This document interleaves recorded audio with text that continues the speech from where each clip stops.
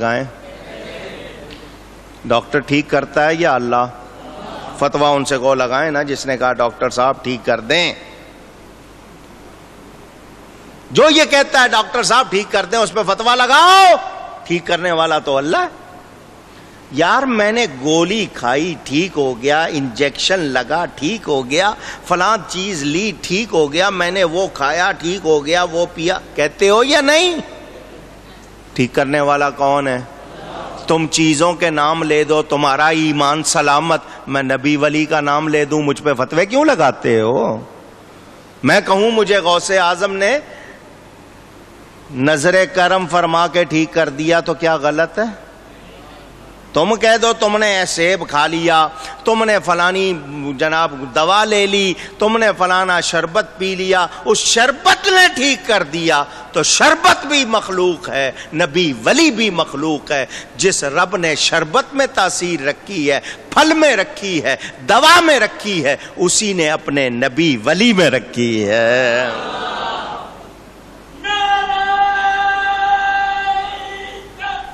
اللہ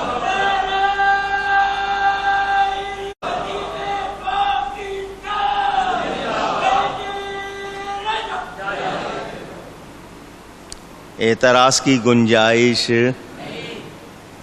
نبی ولی پہ اعتراض کرنے والوں اپنی سمجھ ٹھیک کرو. میں نے آپ کو کتنی مرتبہ حدیثیں سنائی ہیں, سرمے کی حدیث کتنی بار آپ نے مجھ سے سنی ہے؟ صحیح حدیث ہے. حضور صلی اللہ علیہ وسلم 3 سلائیاں دائیں آنکھ میں 3 بائیں آنکھ میں سونے سے پہلے سرما لگاتے تھے. ان کا طریقہ تھا, عادت مبارک تھی. سرما کون سا؟ اسمد یا اسمد دونوں طرح بولا جاتا ہے. الف سے میم دال, سرخ رنگ کا ہوتا ہے, سرخی مائل, کالا نہیں, سرخی مائل. اس کے لیے کیا فرمایا؟ فرمایا یہ سب سے اچھا سرما ہے, یہ نظر کو تیز کرتا ہے, پلکیں اگاتا ہے. یمبت الشعر ویجل البصر, حدیث کے الفاظ کہ یہ پلکیں بال اگاتا ہے اور نظر کو تیز کرتا ہے. آنکھیں کس نے بنائی ہیں؟ نظر کون تیز کرتا ہے؟ حضور فرماتے ہیں سرما. کیا فرماتے ہیں؟ اونچی سرما. طب نبوی کتاب ہے یا نہیں؟ بازار میں ملتی ہے, عربی میں اصل, اردو ترجمہ, انگلش ترجمہ ہو چکا. فلاں چیز کلونجی, فرمایا موت کے سوا ہر بیماری کا علاج ہے. کیا؟ حبت السودا عربی میں کہتے ہیں, کالا دانا. کلونجی تکونے سے چھوٹے چھوٹے سے بیج ہوتے ہیں, بہت چھوٹے سے, صرف یہ چٹکی بھر روز جس کو کھانے کی عادت ہو جائے نا, بچپن سے لگا دو عادت, صرف چٹکی بھر 5-7 دانے آئیں گے, روز کھائے, کبھی اس کو تکلیف نہیں ہوگی کوئی. حضور فرماتے ہیں موت کے سوا ہر بیماری کا علاج. کلونجی کس نے بنائی ہے؟ شفا کون دیتا ہے؟ کلونجی کا ذکر کیوں آ گیا؟ شہد کس نے بنایا ہے؟ فیہ شفاء للناس, قرآن کہہ رہا ہے اس میں لوگوں کے لیے شفا. تو شہد میں شفا کس نے رکھی؟ اونچی. اور میں آپ کو بتا چکا ہوں اس شہد میں کی بات, مولانا روم نے مثنوی میں لکھی, یاد ہے نا؟ حضور صلی اللہ علیہ وسلم کے لباس پر مکھی نہیں بیٹھتی تھی, کیونکہ مکھی گندگی پر بھی بیٹھ جاتی ہے, تو اللہ نے اس مکھی کو اتنی اجازت نہیں دی کہ نبی کے کپڑوں پر بھی بیٹھے. مگر ایک مکھی نبی کا طواف کر رہی تھی, نبی کا, مولانا روم نے لکھا مثنوی میں, طواف کر رہی تھی. میرا نبی سب کی زبانیں جانتا ہے, سب کی زبانیں, کیونکہ سب کی طرف نبی بن کر آئے, جو جس کی طرف نبی بنا کر بھیجا جائے اس کی زبانیں اللہ سکھاتا ہے. حضور سب کے نبی ہیں تو سب کی زبان جانتے ہیں, جو ہم نہیں بولتے وہ بھی جانتے ہیں اللہ کی عطا سے. وہ مکھی حضور کا طواف کر رہی ہے, حضور نے فرمایا تو کون ہے؟ اس نے کہا میں شہد کی مکھی ہوں. کون ہوں؟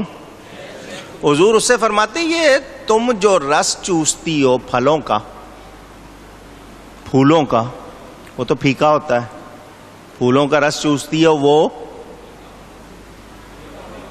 اونچی بولیں, شہد تو میٹھا ہوتا ہے. تو یہ شہد کیسے بن جاتا ہے؟ تم جو رس چوستی ہو باغ میں آ کر پھولوں کا وہ پھیکا، اور جو نکالتی ہو وہ شہد وہ بڑا میٹھا۔ حضور خود نہیں بتا رہے، لوگ کہیں گے نبی کو پتا ہوتا تو پوچھتے کیوں؟ وہ مکھی سے کہلوایا تھا کہ تمہیں پتا چل جائے۔ نبی پہ اعتراض کرنے والوں تم سوچتے نہیں۔ فرمایا یہ میٹھا کیسے ہو جاتا ہے؟ وہ مکھی پکی سنی، وہ کہنے لگی حضور یہ بھی آپ کا کمال ہے، یہ بھی آپ کا کمال ہے۔ ہم پھولوں کا رس چوس کر باغوں میں آ کے پھولوں کا رس چوس کر جاتی ہیں واپس چھتے میں۔ کون؟ چھتا کہتے ہیں جس کو آپ، جس کے اندر جا کر یہ اگلتی ہیں سارا شہد۔ حضور آتے جاتے ہمیں کام کرتی ہیں۔ جب ہم پھولوں کا رس چوس کر جاتی ہیں تو ہم ایک اونچی حضور ہم آپ پر درود پڑھتی ہوئی جاتی ہے، یہ اس کی برکت سے میٹھا ہو جاتا ہے۔ رس تو پھیکا ہوتا ہے، دوسری جو ہماری سردار مکھی کون میں چھتے میں بیٹھی ہے وہ بھی درود پڑھ رہی ہے، تو یہ سارا کمال تو آپ کا ہے۔ پھولوں کا رس تو پھیکا ہے، میٹھا ہوتا ہے آپ پر درود پڑھنے سے۔ میں نے جب یہ بات پڑھی میں جھوم گیا، میں نے مزہ آ گیا۔ میں نے کہا مکھی نے ہمیں بہت اچھی بات سمجھا دی ہے کہ پھیکا رس درود پڑھنے سے اونچی کہو۔ او ہمارے عمل پھیکے ہیں، ہمارے عمل کمزور ہیں، درود پڑھیں گے قبول ہو جائیں گے۔ یا رسول ہمارے پھیکے عمل بھی رس والے ہو جائیں گے، میٹھے ہو جائیں گے اگر ان پہ درود پڑھیں گے۔ یہ درود وظیفہ ربانی۔ رب یہ نہیں کہتا میں نماز پڑھتا ہوں نماز پڑھو، کیونکہ اس کے لیے نماز پڑھتے ہیں، سب اس کی عبادت، مگر وہ رب ہو کر فرماتا ہے میں اپنے حبیب پر درود بھیجتا ہوں۔ تو یہ وظیفہ ربانی، یہ پڑھیں گے انشاءاللہ بیڑا اونچی۔ تو شہد میں شفا ہے یا نہیں؟ کس نے رکھی ہے؟ تو وہ رب جو شہد میں شفا رکھ سکتا ہے نبی میں نہیں رکھ سکتا؟ اب پڑھو بخاری شریف۔ چلو دوسری کتابیں حدیث کی تمہیں اگر ہلکی لگتی ہیں تو تمہارا قصور ہے، بخاری لے آؤ۔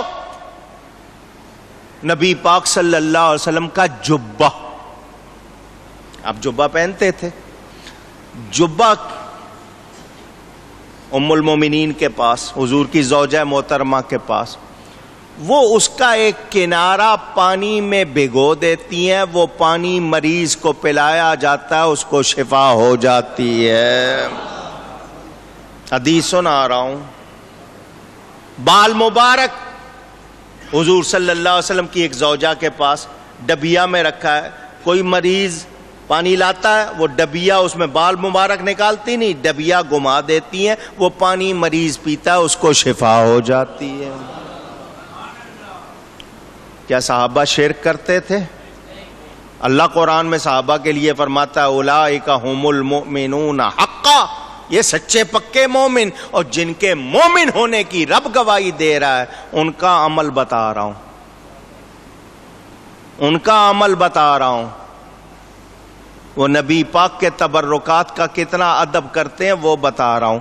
آج ہم پر فتوے لگاتے ہو تو یاد رکھو، یاد رکھو شفا دینے والا اللہ ہے، مگر اس نے جس طرح دواؤں میں رکھی ہے شفا، اسی طرح طاقت رکھی جڑی بوٹیوں میں، پھلوں میں، ساری کچھ اس نے بنایا۔ تو یہ کہتے ہو کہ پھل کھانے سے طبیعت میں فرحت آ گئی ہے، جناب غذا کھانے سے طاقت آ گئی ہے، تو طاقت وہ غذا نہیں دیتی، رب دیتا ہے، اسی نے اس میں طاقت رکھی ہے۔ تو شفا ڈاکٹر نہیں دیتا، دوا نہیں دیتی، اللہ دیتا ہے، مگر نسبت دوا کی طرف ہے یا نہیں ہے؟ دوا کے لیے، ڈاکٹر کے لیے کہتے ہو ڈاکٹر صاحب نے ٹھیک کر دیا، دوا نے ٹھیک کر دیا، تو ڈاکٹر کا نام لیں تو شرک نہیں، دوا کا نام لیں تو شرک نہیں، تو نبی ولی کا نام لے دیں گے تو کیوں شرک ہو جائے گا؟ بات سمجھ میں آ گئی؟ تو یاد رہے اللہ کے سوا کوئی کسی کو مستقل متصرف مانے کہ یہ خود سے کاروائی کرتا ہے، یہ مستقل بذات ہے، یہ خود سے ہے، خود سے کرتا ہے، یہ ہمارا عقیدہ نہیں۔ جس کسی کو کمال دیا ہے میرے رب نے دیا، اور جس کو دیا اس کو مانتے ہیں، جس کو نہیں دیا اس کا مانتے نہیں۔ وَأَنَّ اللَّهَ هُوَ الْعَلِيُّ الْكَبِيرُ، اور اس لیے کہ اللہ ہی بلندی بڑائی والا ہے، اس کے سوا کوئی اور بلندی والا بڑائی والا ذاتی حقیقی طور پر نہیں۔ جھوٹے معبود جتنے ہیں، جتنے بھی ہیں، میں بار بار کہہ رہا ہوں، کوئی بتوں بنائے ہوئے ہیں، کسی نے خیالوں میں بنائے ہوئے، جتنے ہیں سب باطل ہیں۔ میں پھر کہہ رہا ہوں اس آیت کو نبیوں ولیوں سے کوئی تعلق نہیں، کیونکہ نبیوں ولیوں کی پوجا نہیں کی جاتی، وہ سب حق ہے۔ اللہ کے سارے نبی سچے، اللہ کے سارے نبی، اللہ کے سارے نبی، سارے ولی سچے ہیں، ان کے بارے میں ہم ہرگز کوئی بدگمانی کر سکتے نہیں ہیں۔ یہ ماں کا لفظ میم الف ماں غیر عقلی چیزوں کے لیے آتا ہے، تو اگر عیسائیوں نے یا یہودیوں نے اگر کوئی کہے کہ جی نبیوں ولیوں کا ذکر ہے، تو میں بتا دوں، عیسائیوں نے عیسیٰ علیہ السلام کو اللہ کا بیٹا کہا، یہودیوں نے عزیر علیہ السلام کو اللہ کا بیٹا کہا، تو اگر انہوں نے کہا تو کیا ان کو مان لیں؟ پوچھ رہا ہوں، ان کے ماننے سے یہ نہیں ہوگا کہ حضرت عیسیٰ یا حضرت عزیر کو اللہ کا بیٹا کہا جائے۔ میرا رب اولاد سے لم یلد ولم یولد، نہ اللہ کسی کی اولاد نہ اس کی کوئی اولاد۔ یہ کفار جو غیر خدا کی پوجا کرتے ہیں، اللہ کے سوا کسی کی پوجا کرتے ہیں، یہ باطل ہے۔ اس صورت میں یہ ماں مصدریہ ہوگا، یا یوں کہوں کہ اہل کتاب در حقیقت نبیوں کو نہیں پوچھتے، ان کی تصویروں کو جس طرح یہ بت والے کرتے ہیں پوچھتے ہیں، تو یہ ساری چیزیں باطل۔ صلیب کا نشان بناؤ، بت کا تصور بناؤ، بت کی تصویر بناؤ، اس کو پوجو، کسی طرح بھی کوئی گنجائش، اور ہم نبیوں ولیوں کی تعظیم کرتے ہیں، ان کو ہرگز پوجتے نہیں۔ ابھی اس میں کچھ باتیں باقی ہیں، انشاءاللہ آئندہ جمعے گفتگو میں کوئی غلطی ہوئی ہو اللہ کی بارگاہ میں توبہ کرتا ہوں۔ وآخر دعوانا ان الحمد للہ رب العالمین۔